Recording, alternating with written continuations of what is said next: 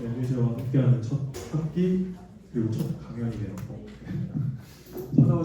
찾아와 주신 분들 너무나 감사드리고 그렇다면 바로 시작해 보겠습니다. 네.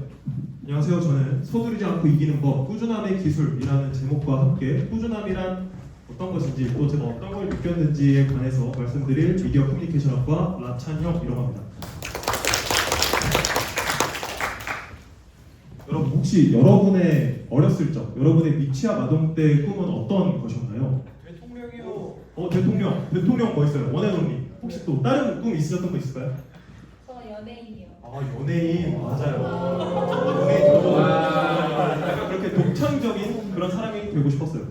뭐 어떤 영화 속의 영웅이 되고 싶기도 했었고 또 사진에 나와 있는 것처럼 뭐 우주에 관련된 책을 읽을 때는 우주인이 되고 싶기도 했었고 또 공룡과 관련된 책을 읽을 때는 나는 저런 공룡을 연구하는 고고학자가 되고 싶다. 그런 잡다한 꿈이 많았던 정말 뭐 꾸준함이라는 뭐 거리가 있었던 그런 미취학 아동이었죠.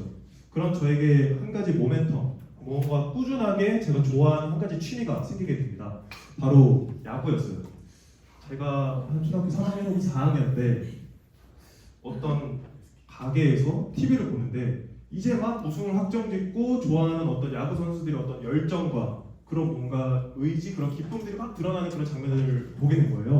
그걸 보면서 나도 저 뭐지? 저건 어떤 스포츠지? 라는 것에 대해서 호기심을 갖게 되었고 자연스럽게 야구를 제 인생의 제 1회 취미로서 갖게 되게 됐습니다. 그리고 저는 자연스럽게 야구를 저의 진로로서도 살려보자 라는 생각을 갖게 되었고 그 중에서도 야구를 꾸준하게 보면서 이야기도 꾸준하게 할 수 있고 뭔가 다른 사람들과 소통을 할 수 있는 제 목소리를 여러분께 전달해 드릴 수 있는 캐스터가 되보자 라는 것을 갖게 됩니다. 그렇게 저는 중학생 때부터 캐스터라는 꿈을 꾸게 되었고 자연스럽게 이제 가족들과 만나면서 그 얘기를 했었어요.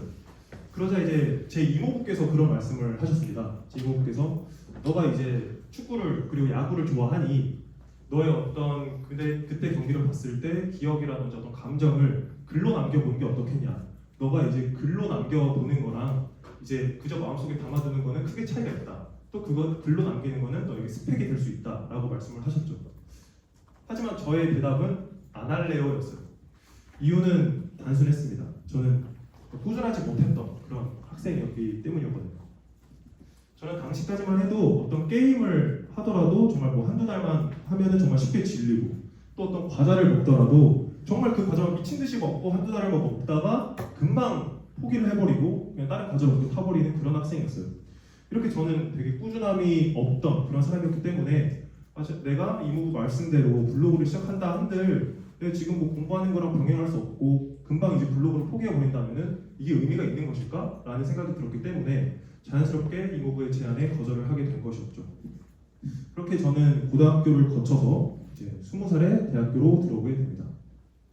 대학교로 들어왔을 때는 조금 더 세상이 넓어 보였어요. 그때 이제 전공 같은 과의 선배님들께서 이제 전공 공부하시면서도 뭐 아르바이트를 하시고 전공 공부하시면서 자기 개발도 하시고 하는 모습에 나도 저렇게 멋진 어른이 되고 싶다. 그리고 저는 또 이제 2학번이었기 때문에 학교를 비대면으로서 이제 수업을 들으니까 상대적으로 시간이 좀 많이 남았었거든요.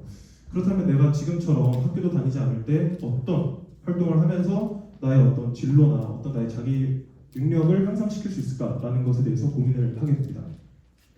그때 떠올랐던 게 블로그였어요.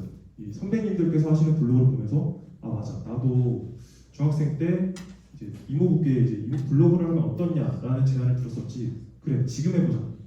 비록 내가 뭐 완벽하지 않더라도 지금처럼 시간이 많이 남을 때 조금이라도 투자를 할 수 있을 때 시작해보자라는 다짐과 함께요.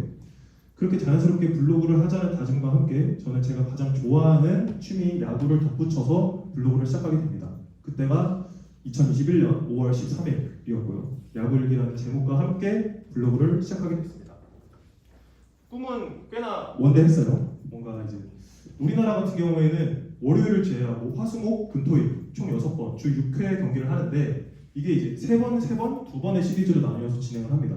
따라서 이제 목요일과 일요일에 이제 각각 시리즈를 정리하는 리뷰글을 올리고 월요일에는 우리나라 야구를 하지 않으니까 그때는 이제 메이저리그 리뷰를 하자. 그 중에서도 이제 제가 좋아하는 오클랜드 애슬레틱스라는 팀이 있었어요.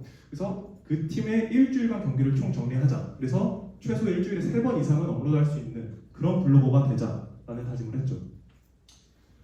꿈은 꿈은 원대했습니다. 내가 내 주변, 내 지인들 중에서 가장 조회수가 잘 나오고 가장 이웃수가 많은 그런 블로거가 되자라는 다짐을 했죠. 또 공교롭게도 21년도에는 1년 밀렸었던 도쿄올림픽이 진행됐었기 때문에 국가대표 경기도 리뷰할 수 있었던 그런 경험이 있었습니다. 이렇게 10월까지 순탄하게 잘 흘러가던 저의 블로그에는 총 2번의 위기가 찾아오는데요. 먼저 첫 번째 위기는 입대였어요. 네, 제가 10월에 입대를 해야 됐다 보니까 자연스럽게 그런 걱정이 들었었죠. 내가 지금까지는 뭐 노트북 혹은 컴퓨터로 열심히 블로그를 작성해왔는데 내가 군대 가서도 과연 블로그를 작성할 수 있을까? 내가 나름 꾸준하게 잘 해왔는데 이대로 포기하게 되는 건가? 라는 걱정이 들었죠. 하지만 저희 이런 걱정은 2달 만에 깨지게 됩니다. 이제 훈련소 생활을 마치고 자대로 올라왔는데 이제 사이버 지식정보관이라는 정말 컴퓨터랑 노트북이 엄청 많이 있는 그런 공간이 있는 거예요. 그래서 나 다시 블로그를 쓸 수 있겠다라는 그런 희망과 함께 다시 제 블로그 활동을 시작하게 됩니다.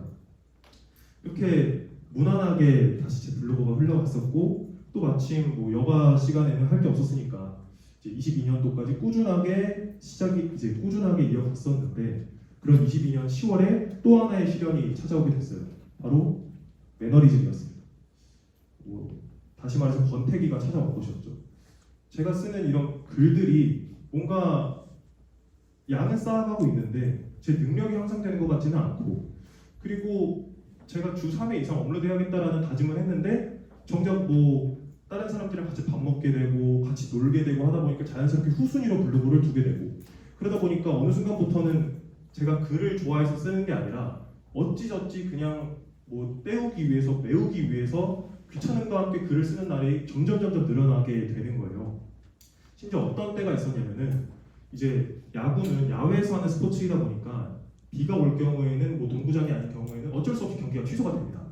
그래서 그 전에 이제 권태기 이전만 하더라도 뭐 야구가 취소가 되면 왜 야구 안 해? 나 그럼 앞으로 나 오늘 그러면 밥 친구 누구야? 하면서 되게 답답해하고 짜증을 냈었는데 이 권태기가 올 때는 비가 오네? 야구 안 하네? 그럼 나 블로그 안 써도 되잖아? 리뷰 안 써도 되잖아? 하면서 오히려 기뻐하는 제가 발견이 된 거죠. 그렇게 저는 매너리즘과 함께 이제 22년 10월을 끝으로 11월을 끝으로 업로드를 멈추게 되었고 그렇게 3개월이 넘게 제 블로그는 단치가 됩니다. 그렇게 이제 해가 지나서 23년이 됐는데 제가 공교롭게도 휴가를 나와서 다 같이 친구를 만날 때였어요. 이 친구들을 오랜만에 만나다 보니까 자연스럽게 이제 뭐하고 지내냐 이렇게 안부를 묻게 됐는데 그 중에 한 친구가 저한테 이런 질문을 하더라고요. 너 요즘에도 블로그 써? 라는 질문과 함께요. 저는 솔직하게 얘기했습니다. 뭐 쓰고는 있는데 지금은 멈추고 있다. 내가 이렇게 블로그를 쓰는 게 뭐 능력이 향상되는 것 같지도 않고 솔직히 이제 귀찮다.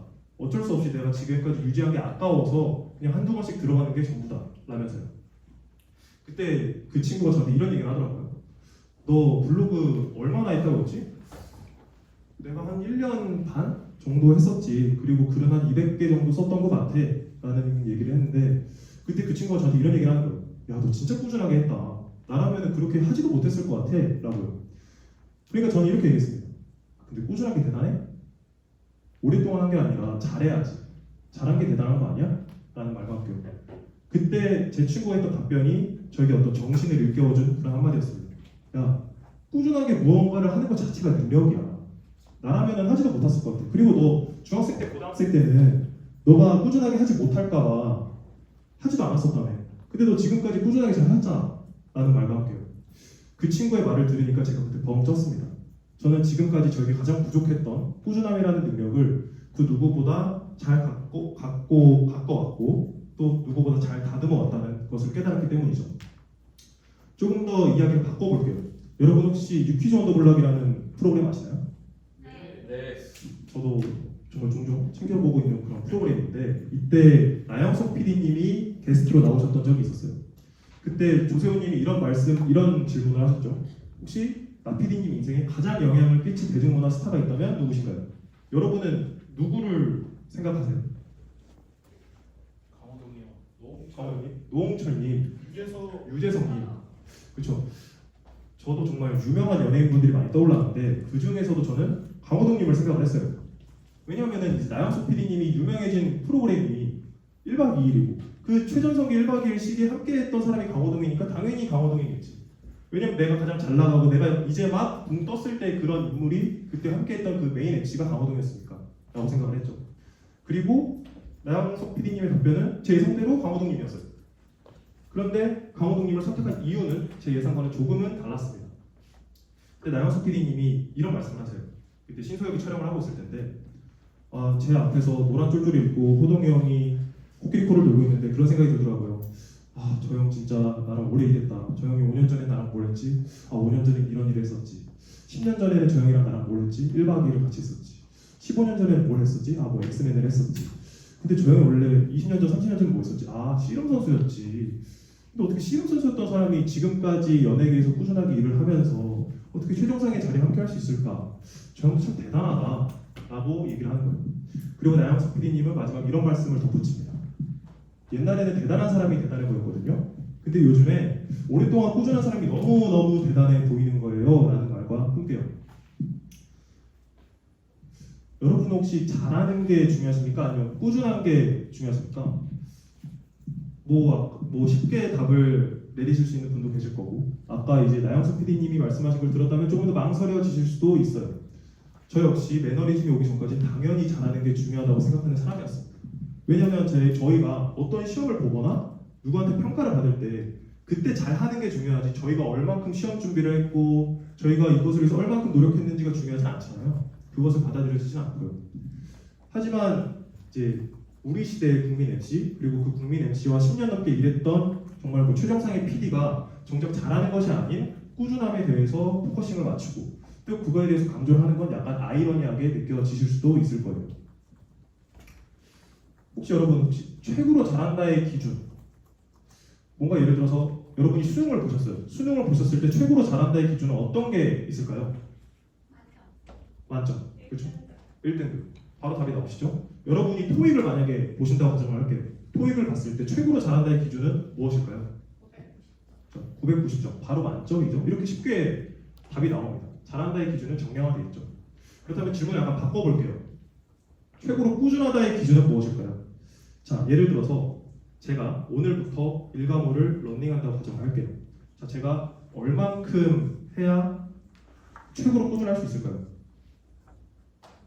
명확한 기준이 있을까요? 이거에 대해서 답변이 명확하게 나오시지 않죠. 바로 이게 약간 꾸준함의 약간 애매함처럼 느껴지실 수 있어요. 뭔가 정량화되어 있지 않고 나는 되게 노력을 한다고 생각을 하는데 남들이 나를 어떻게 생각하는지는 모르겠어. 이게 약간 망설여지고 또 꾸준함에 대해서 두려워지는 이유 중에 하나죠. 하지만 확실한 건 여러분께서 꾸준하게 무언가를 하신다면, 꾸준하다면 시련은 있어도 실패는 없다는 것일 겁니다. 저 역시 나영석 PD님의 이야기를 듣고 이제 나영석 PD님이 하나하나 과거로 되돌아가신 것처럼 저도 하나하나 되짚어 가봤어요. 내가 왜 이 블로그를 시작하게 됐을까? 그래, 내가 야구를 좋아해서, 내가 글 쓰는 걸 정말 좋아해서 시작을 했었지. 내가 그냥 내가 나의 능력을 향상시키기 위해서 했었지. 내가 왜 언제부턴가 뭔가 이웃수에서만 집착을 하게 되고 조회수 안 늘어간다고 걱정을 하고 이런 사람으로 바뀌게 됐을까? 왜 내가 남의 시선에 대해서 걱정을 하게 됐을까? 라면서요. 그러면서 내가 과연 이렇게 꾸준하게 1년 반 동안 해왔는데 그만큼 내 능력이 향상이 되어 왔을까? 라는 생각이 들었고 저는 그럼 과거로 한번 되짚어 가보자 라면서 제가 처음 썼던 글을 다시 봤어요. 왼쪽에 있는 게 21년도 제가 처음 썼던 글이고 22년도에 제가 거의 중단하기 직전에 썼던 글인데 당장 보시는 것 같이 정말 내용에 어떤 일단 양적인 차이가 엄청 나죠. 근데 제가 처음 썼을 때 몰랐어요. 제가 처음에 21년도 글을 썼을 때만 해도 나 잘하는데? 라는 생각을 했었죠. 그러고 나서 제가 22년도, 3년도 초에 망설일 때 권태기가 이 글을 다시 보니까 너무나도 왜 이렇게 내가 무실하게 썼을까? 라면서 되게 민망해했던 그런 기억이 납니다. 바꿔 말하자면 제가 22년도 말에 썼던 글을 다시 봤을 때는 그런 감정이 하나도 들지 않고 내가 성장해왔다는 걸 그대로 느낄 수 있었어요. 꾸준함이라는 거는 매일매일 내가 향상이 됐다라는 게 느껴지는 게 아니에요. 마치 성장기, 내가 학생 때 키를 크는 것처럼 어느 순간 돌이켜보니 내가 이만큼 해왔네? 라는 걸 느끼게 해주는 것 같아요. 그것이 꾸준함의 매력 아닐까 생각을 해봅니다. 그렇게 저는 다시 초심을 알게 되고 그래, 내가 다시 시작을 해보자 라는 마음과 함께 23년도 3월에 다시 컴퓨터 앞에 앉게 됩니다. 조금 두렵기도 했어요. 왜냐면 제가 매너리즘을 겪었을 때는 나의 취미를 하나 잃은 것이 아닐까? 내가 더 이상 야구를 좋아하지 않는 게 아닐까? 내가 꿈을 잃은 건 아닐까? 꿈을 잃은 것은 아닐까라는 그런 걱정과 함께 그런데 그런 저의 걱정은 단 20분 만에 사그라들게 됩니다. 제가 이 글을 쓰는데 너무나도 해맑게 또 흥분되게 글을 쓰고 있는 저 자신을 보게 된 거예요. 한 20분 만에 하나의 글을 마치게 되었고 그 글을 올리면서 느끼게 됐죠. 아, 나 다시 글 써야겠다. 그리고 저의 국방부 시계도 다시 흘러가면서 제 블로그도 하나하나 다시 쌓여가기 시작했습니다. 이렇게 꾸준하게 무언가를 계속 하다 보니 자연스럽게 저에게 또 다른 보상들이 주어졌어요. 그 중에서 하나가 에드포스트라는 것이었고요. 에드포스트를 모르시는 분들이 있어서 짤막하게 설명을 드리자면은 이게 에드포스트를 등록을 하게 되면은 자신이 글을 쓰는 하나하나 블로그마다 광고가 붙습니다. 그리고 그 광고를 여러분들께서 보실 때 클릭을 하시면 자연스럽게 글을 쓰는 저는 수익을 얻게 됩니다. 그런 구조인 거예요. 쉽게 말해서 글을 쓰면 돈을 벌게 된 겁니다. 돈 싫어하는 사람은 없잖아요. 저도 되게 기쁜 마음으로 글을 썼던 그런 기억이 있어요. 그렇게 에드포스트와 함께 제 글은 200개에서 300개, 300개에서 400개 차곡차곡 쌓아갔습니다. 이때만 해도 그래도 정량화된 무언가를 내 목표로 삼아보자, 그걸 목표로 꾸준하게 달려보자 라는 생각이 있었거든요. 근데 이렇게 400개를 쓰고 나니까 그런 생각이 들더라고요. 아, 더 이상의 정량화된 무언가의 수치를 목표로 잡는 것은 나에게 무의미하겠다. 그저 내가 지금 순간에 최선을 다하고 꾸준하게 블로그를 운영하자 라는 식으로 바뀌었어요. 그때부터는 500개든 600개든 어떤 걸 목표로 두진 않고 꾸준하게 달려가 보자. 그렇다면 내가 또다시 성장을 하지 않을까라는 생각과 함께 그런 저에게 또 다른 기회가 찾아오게 됩니다. 바로 메이저리그 리뷰 컨테스트였어요. 여러분 혹시 제가 한국 야구 말고 또 어떤 것을 주제로 썼는지 기억하시나요? 맞습니다. 메이저리그 MLB를 주제로 썼었죠. 이제 올해 7월부터 이제 네이버 스포츠와 메이저리그 코리아가 협업을 해서 이제 블로거 분들 중에서 메이저리그를 주제로 쓰시는 분들 중 이 해시태그를 달아서 글을 쓰시면은 몇몇 분들을 이 스포츠 해외야구란에 이 이슈픽란에 올려드리게 하겠다라고 공지를 한 거예요. 자연스럽게 저도 이제 들뜨더라고요. 이렇게 수많은 분들이 오가는 몇천 분, 몇만 분이 오가시는 네이버 스포츠 해외야구란에 내 글을 올릴 수 있다고? 그럼 나도 한번 써보자 하면서 바로 시작을 하게 됐고 마침 그때가 여름이었다 보니 이제 야구에는 올스타전이라고 해서 정말 다양한 선수들이 이제 팬들의 투표를 받아서 이제 이벤트 행사를 치르는 그런 경기가 있는데 그것을 주제로 글을 쓰게 됩니다. 그리고 글을 쓰게 됐고 해시태그도 달아서 올렸어요. 그렇게 하루가 지났을까요? 하루가 지났는데 갑자기 네이버 블로그 어플에 댓글이 계속 알림이 오고 어느 순간 보니까 방문자 수가 정말 몇십 번, 몇백 회에 불과했던 조회수가 몇천 단위로 오르는 거예요. 알고 보니까 제 글이 올라가고 있습니다. 네. 대박인가요? 그렇게 이제 또 다른 목표가 생겼고 이 목표가 딱 이루어졌을 때 저도 원래는 잘 제 블로그를 어필을 하지 않았는데 너무 기뻐서 내 인스타 스토리에 올리고 제 친구들에게도 자랑했던 그런 기억이 있습니다. 그리고 이때부터는 제 목표는 약간 바꿨어요. 그렇다면 꾸준하게 내 글을 해외야구 이슈픽에 올리는 그런 사람이 되자. 그럼 꾸준하게 메이저리그를 주제로 글을 쓰자라고. 그렇게 제가 썼던 글은 하나, 둘, 셋, 넷, 다섯, 여섯 계속 올라가게 되었고 그리고 제가 글을 꾸준하게 쓰게 된 만큼 자연스럽게 에드포스트도 했으니 돈도 계속 들어오고 돈도 벌고 그리고 제 개인적인 어떤 만족도 채우고 그렇게 할 수 있었습니다. 여러분 꾸준하다면 시련이 있어도 그 시련을 넘기게 되면 분명 여러분은 기회를 맞이할 수 있어요.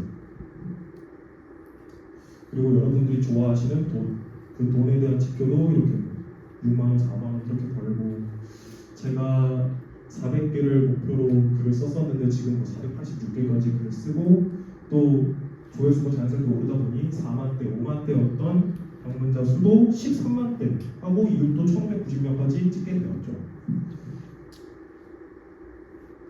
여러분도 아마 무언가를 꾸준하게 하고 싶다라는 마음이 있으실 거라고 저는 생각을 해요.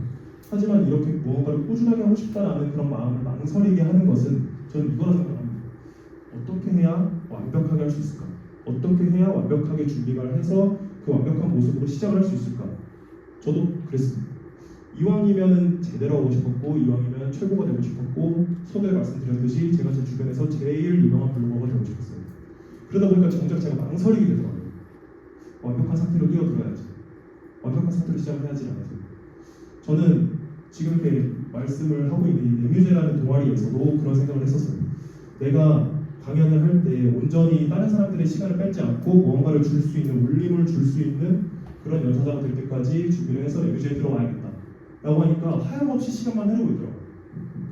그리고 제가 이 블로그를 하면서 또 한 번 깨달은 게 사람이 완벽하게 이기기 위해서는 그저 가만히 앉아서 준비만 하는 것이 아니라 경험을 하고 또 꾸준하게 두들기면서 시도를 해야만이 제가 완벽에 이룰 수 있다는 것을 깨닫게 되었습니다.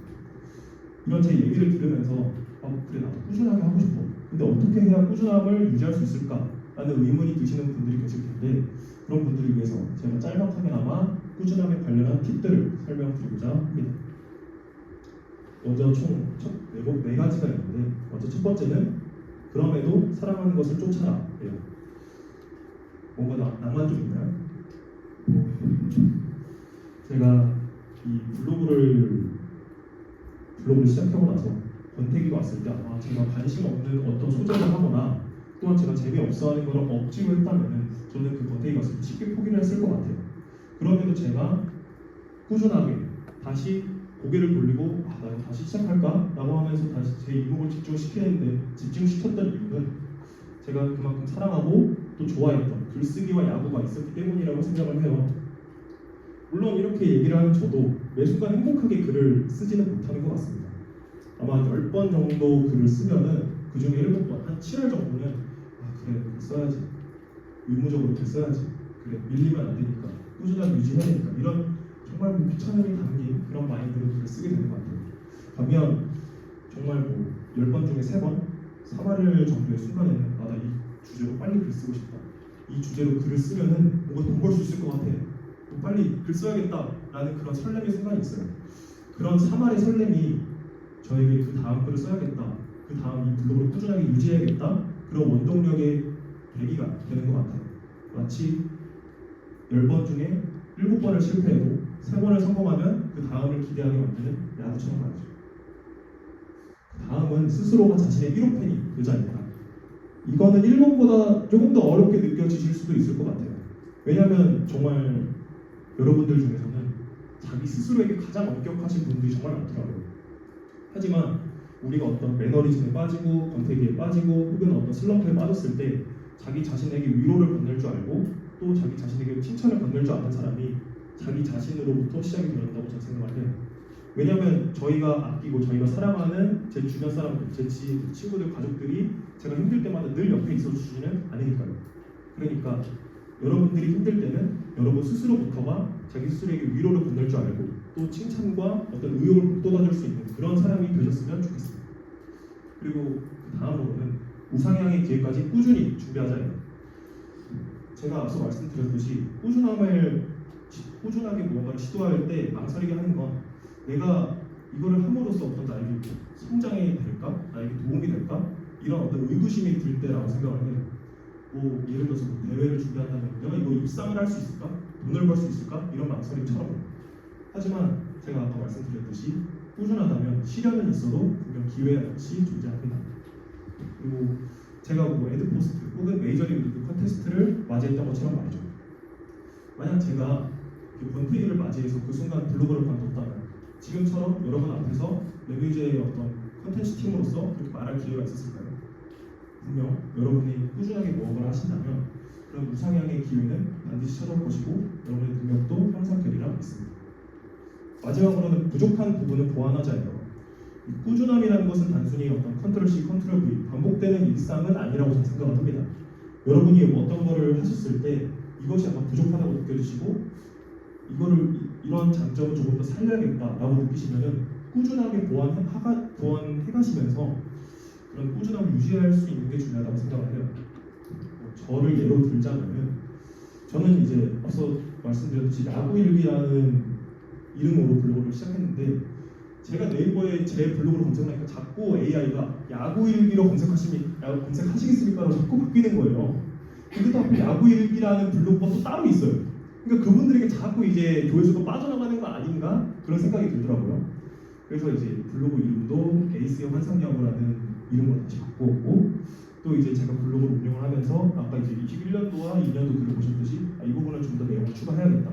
아니면 뭐이 부분은 별로 사람들이 반응이 없는 것 같으니 이 부분은 줄여야겠다. 라고 하면서 꾸준하게 수정과 보완을 해나갔던 그런 기억이 있습니다. 이렇게 수정과 보완을 오가시면 분명 여러분의 능력에도 항상 되리라 믿어요. 어떤가요?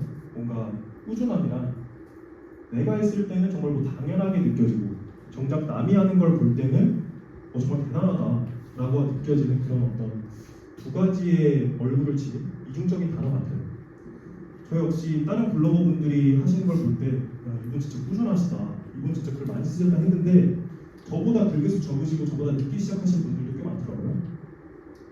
하지만 하나 확실한 것은 이런 꾸준함이란 여러분들이 갖고 나가신다면 분명 남에게 뺏기지 않는 여러분이 정말 소중하게 간직하실 수 있는 그런 능력의 하나라고 생각을 해요. 그래서 뭔가 팁과 관련 없는 그런 뭔가 마지막 말씀을 드리자면 이제 여러분께서 어떠한 일을 시작하고 싶으실 때, 꾸준하게 하고 싶으실 때 이런 망설임이 들 수 있다면 나만 포커스를 맞춘 거 아닌가? 나만 내 일을 소중하게 생각하고 정작 뭐 남들은 신경 쓰지도 않고 응원도 하지 않고 그런 나만의 외로운 레이스가 되는 건 아닐까라는 우려요. 저도 요즘에 그런 생각이 들 때가 있습니다. 이제 다른 분들과 뭐 서로 유추가 맺고 서로 이제 블로그 공유할 때 일상을 공유하시는 분들의 블로그를 볼 때는 자기 얘기를 담을 수 있어서 부럽기도 하고 한편으로 제 블로그를 볼 때는 왜 이렇게 유추 많으세요? 하면서 뭔가 거리감 느껴지는 걸 보면은 뭔가 나만의 외로운 레이스 같기도 하다라는 그런 생각이 들 때가 있거든요. 근데 제가 한 가지 여러분께 말씀드리고 싶은 건 여러분 어떠한 꾸준한 일을 계획하시든 혹은 시작하시든 간에 제가 어떤 일이든 반드시 지지를 할게요. 그러니까 여러분께서 그 일을 시작하실 때 적어도 한 명은 나를 지지하고 있구나 라는 마음과 함께 좀 더 걱정과 불안을 덜어내셨으면 좋겠어요. 그러니까 저는 걱정하지도 마시고 더 외로워하지도 않으셨으면 좋겠어요. 제가 지금 이 운영하고 있는 블로그를 언제까지 할지는 저도 잘 모르겠습니다. 뭐 언제까지 야구를 좋아할지도 솔직히는 잘 모르겠어요. 예감을 하지 못하겠어요. 다만 저를 다시 의자에 앉게 만드는 그 사발의 설렘이 완전히 사그라들 때까지, 완전히 태울 때까지 한번 최선을 다해서 꾸준함을 유지하며 달려보겠습니다. 여러분도 서두르지 않고 이길 수 있는 준비 되셨나요? 네. 그렇다면 시작합시다. 감사합니다.